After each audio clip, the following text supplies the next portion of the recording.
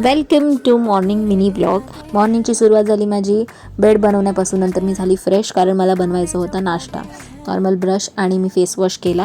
त्या नाश्त्यामध्ये जे इझी बनेल तेच बनवलं. मी बनवलं भुर्जी. पाणी गरम पण केलं आंघोळीसाठी.